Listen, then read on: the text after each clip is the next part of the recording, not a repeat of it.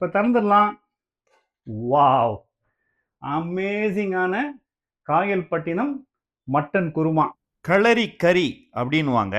அது ரெடி ஆயிருச்சு. இதையும் நீங்க வீட்ல பண்ணி உங்களுடைய பர்த்டே பார்ட்டிஸ், ஆனிவர்சரிஸ்க்குலாம் பண்ணி அசத்துங்க. ஹாய் மக்களே, வெல்கம் பேக் டு மதுரை மச்சான் சமையல். இன்னைக்கு சூப்பரான களரி கறி நம்ம பண்ண போறோம். இது வந்து காயல்பட்டினம், அப்படியே இந்த டீப் சவுத்து, அதாவது இந்த தூத்துக்குடி பெல்ட், திருநெல்வேலி தூத்துக்குடி பெல்ட்டில் போனீங்கன்னா ரொம்ப ஃபேமஸான ஒரு டிஷ்ஷு. இது பாரம்பரியமாக நம்ம வீட்டில் பண்ணுறது தான்.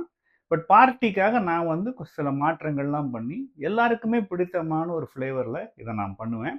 ஸோ இந்த பார்ட்டி சீரீஸில் இன்னும் ஒரு டிஷ்ஷு களரி கறி பண்ண போகிறோம். 1/2 kg மட்டன் எடுத்து வச்சுருக்கேன். இதுக்கு ஒரு மேரினேட் ப்ரிப்பேர் பண்ண போகிறோம். 2 மேஜை கரண்டி தயிர் எடுத்து வச்சுருக்கேன். இதில் என்னெல்லாம் ஆட் பண்ணலான்னு பார்க்குறோம். ஒரு சிட்டிகை மஞ்சள் தூள், அரை தேக்கரண்டி மிளகாய் தூள், ஒரு 1/4 தேக்கரண்டி சோம்பு தூள் அதை சேர்த்துக்கிறோம்.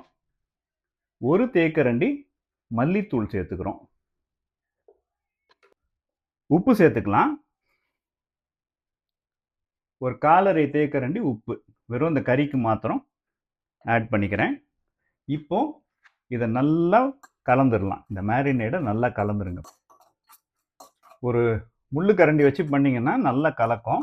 ஒரு ஃபோர்க் வச்சு பண்ணிங்கன்னா இதை வந்து இந்த மீட்டோட ஆட் பண்ணிடுங்க. இதை வந்து உங்கள் கையால் நல்லா பிசைஞ்சிடலாம். நல்லா பிசைஞ்சிருங்க.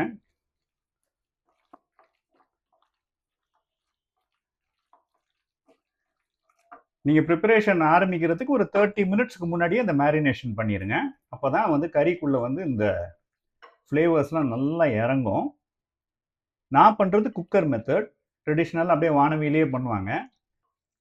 பட் குக்கர் மெத்தடில் டிஃபிகல்ட்டான ப்ராசஸஸை சிம்பிளாக பண்ணுறது தான் நம்ம சேனலுடைய ஸ்பெஷாலிட்டி. இது போனோட இருக்கிற மீட்டு, இல்லாட்டி நீங்கள் போன்லெஸ் கூட நீங்கள் வாங்கி பண்ணிக்கலாம். போனோட இருந்தால் ஃப்ளேவர் இன்னும் நல்லா என்ஹான்ஸ் ஆகும். இதை வந்து அப்படியே ஃப்ரிட்ஜில் வச்சுருவோம். அது அப்படியே மேரினேட் ஆகிட்டு இருக்கட்டும். வாங்க குக்கிங்கை ஸ்டார்ட் பண்ணிடலாம்.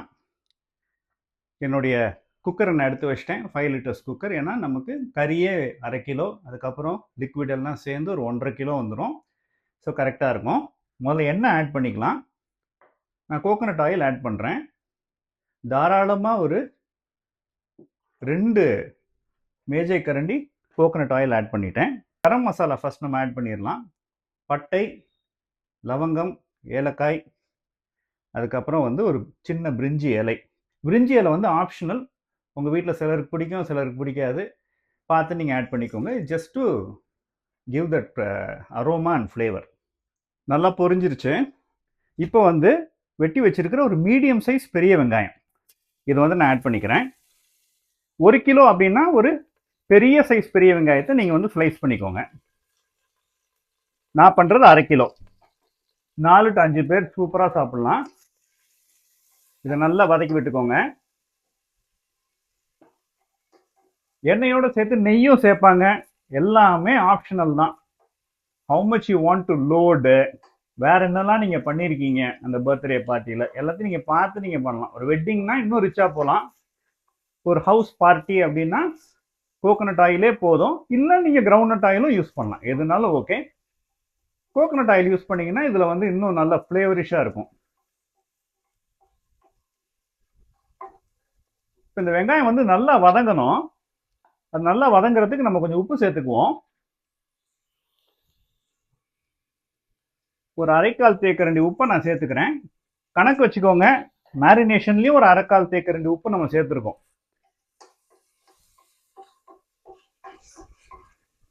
இதை நல்லா கலந்து விட்டு இது செவக்க வந்து நம்ம வந்து வதக்கி எடுத்துருவோம். மூடி போட்டுடலாம். மீடியம் லோவில் வச்சுக்கோங்க. அப்படியே இதை வேக விடுங்க.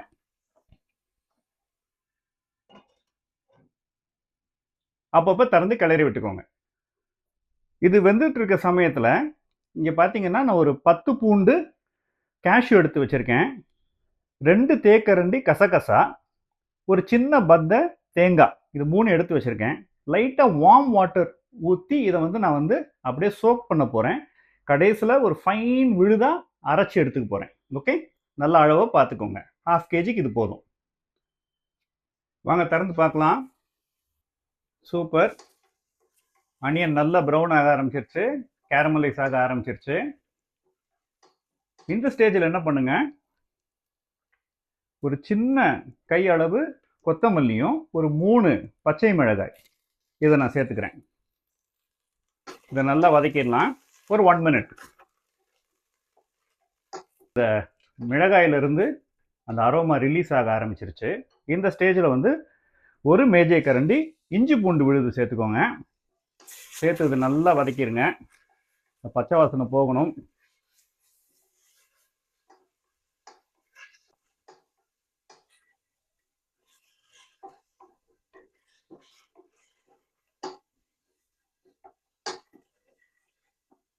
அருமை மக்களே,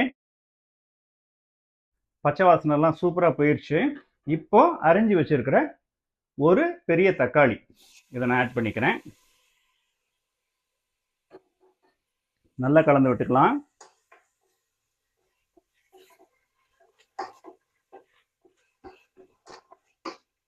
ஏற்கனவே நம்ம உப்பு போட்டுட்டோம், இனி உப்பு நம்ம ஆட் பண்ண வேண்டாம், கடைசியில் அட்ஜஸ்ட் பண்ணிக்கலாம்.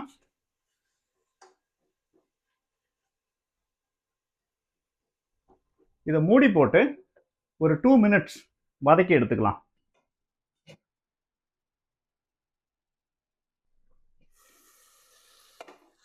தக்காளியும் சூப்பராக வதங்கிடுச்சு, அருமையாக வதங்கிடுச்சு.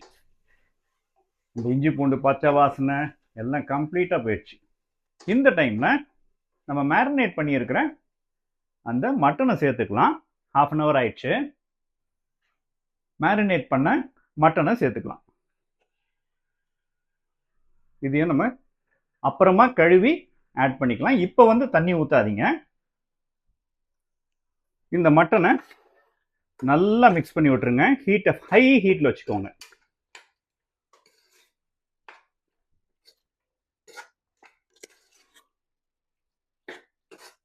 மட்டனுக்கு தேவையான உப்பு நம்ம ஏற்கனவே போட்டுட்டோம், மசாலாக்கு தேவையான உப்பையும் போட்டுட்டோம். அடுத்து குழம்புக்கு தேவையான உப்பு தான் நம்ம ஆட் பண்ணணும். இதை நல்லா கிளறி விட்டுட்டு மூடி போட்டு இந்த மீட்டை வந்து நல்லா ஸ்வெட் பண்ணி எடுத்துருவோம். நீங்கள் பார்த்தீங்கன்னா நான் வந்து கரண்டியை மாற்றிருப்பேன். பச்சை கறி போடும்போது ஒரு கரண்டி யூஸ் பண்ணுவேன், இம்மீடியட்டாக அதை வாஷில் போட்டுருவேன். இந்த கிராஸ் கண்டாமினேஷன் தான் நமக்கு வரக்கூடாது.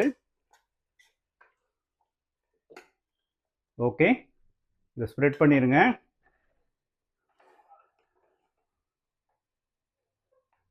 இப்போ மூடி போட்டுடலாம். அப்படியே அந்த மட்டன் வந்து தண்ணி விடட்டும். ஒரு மீடியம் ஹையில் வச்சுக்கோங்க ஹெவி பாட்டமாக இருந்துச்சுன்னா, இல்லாட்டி மீடியம் லோவில் வச்சுக்கோங்க தின் பாட்டமாக உங்கள் வெசல் இருந்துச்சுன்னா. வாங்க இப்போ திறந்து பார்ப்போம். நல்லா தண்ணி விட்டுருக்கு. இந்த நேரத்தில் இந்த மட்டனை வந்து நம்ம வேக வைக்க போகிறோம். ஓகே, ஒரு வாட்டி மிக்ஸ் பண்ணி விட்டுக்கோங்க. Aroma is amazing guys. வாசனை தூக்குது. கொஞ்சம் போனியாக இருக்குது, அதனால் நான் கொஞ்சம் நிறைய நேரம் வேக வைக்க போகிறேன். அது என்ன கணக்குன்னு நான் உங்களுக்கு சொல்கிறேன். முதல்ல நம்ம கழுவி வச்சுருக்கிற இந்த மசாலா தண்ணி இதை ஆட் பண்ணிக்கலாம். இந்த கறி முங்குற அளவுக்கு நான் தண்ணி ஊற்றிக்கிறேன். 1 கப்புன்னு அளவு எடுத்திருக்கேன். இன்னும் ஒரு 1/4 கப் தண்ணி நான் ஆட் பண்ணிக்கிறேன். சரியா, ஒரு வாட்டி நல்லா மிக்ஸ் பண்ணிக்கலாம்.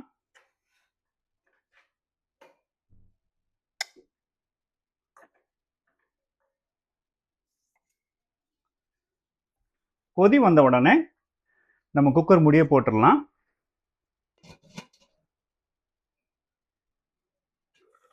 நல்ல கொதி வந்துருச்சு.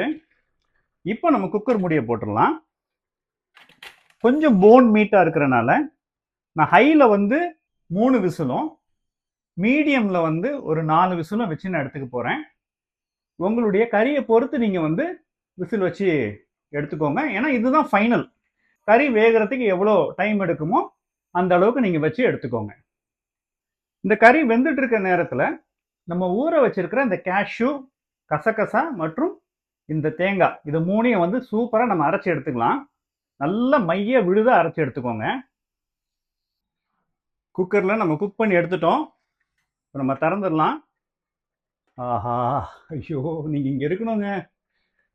அமேசிங்கா இருக்கு. நல்ல கறி அருமையா வந்துருச்சு. அந்த போன்ல இருந்தும் நல்ல ஃப்ளேவர் இறங்கிருச்சு. பியூட்டிஃபுல்லா இருக்கு. நல்ல கொதி வந்துடட்டும்.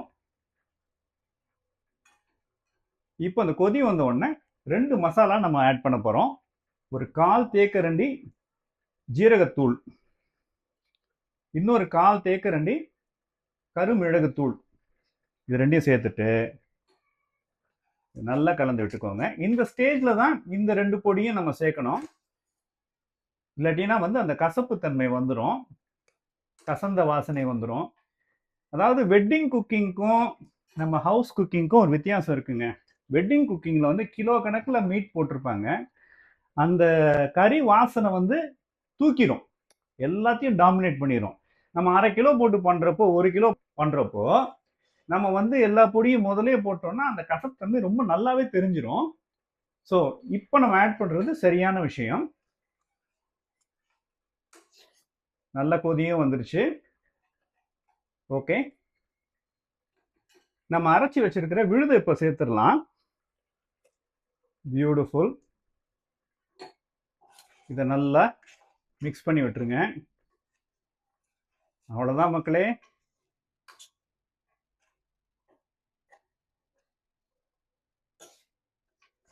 களரி கறி ரெடி. ஒரு 2 மினிட்ஸ் கொதிக்கட்டும். அதுக்கப்புறம் நம்ம கொத்தமல்லி போட்டு இறக்கிடலாம். மூடி போட்டுருங்க. ஒரு மீடியம் ஹீட்டில் வச்சுக்கோங்க. வாங்க திறக்கலாம். வா, அரோமா அமேசிங்காக இருக்குது. பியூட்டிஃபுல்லான ஒரு டிஷ் இது. ஆஹா, இன்னைக்கு வீட்டில் ஒரு பிடி தான். நல்லா அரிஞ்ச கொத்தமல்லி இதை போட்டு ஒரு வாட்டி கலந்து விட்டுடுறேன். நான் ஃபைனலாக உப்புலாம் பார்த்துட்டேன். எனக்கு உப்பு கரெக்டாக இருக்குது. இந்த ஸ்டேஜில் நீங்கள் உப்பு பார்த்துக்கோங்க. போட்டுட்டு கொத்தமல்லி போட்டோன்னே ஆஃப் பண்ணிடுங்க. ஏன்னா மேலே எண்ணெய்லாம் பிரிஞ்சு வந்துருச்சு. போட்டு மூடி போட்டுருங்க. 10 மினிட்ஸ் அப்படியே விட்டுருங்க. 10 நிமிஷம் ஆயிடுச்சு. இப்போ திறந்துடலாம். வாவ், அமேசிங்கான காயல்பட்டினம் மட்டன் குருமா, களரி கறி அப்படின்வாங்க, அது ரெடி ஆயிருச்சு. இதையும் நீங்கள் வீட்டில் பண்ணி உங்களுடைய பர்த்டே பார்ட்டிஸ், ஆனிவர்சரிஸ்க்கெலாம் பண்ணி அசத்துங்க. அடுத்த வீடியோவில் சந்திப்போம். அதுவரை tata bye bye from your Madurai மச்சான்.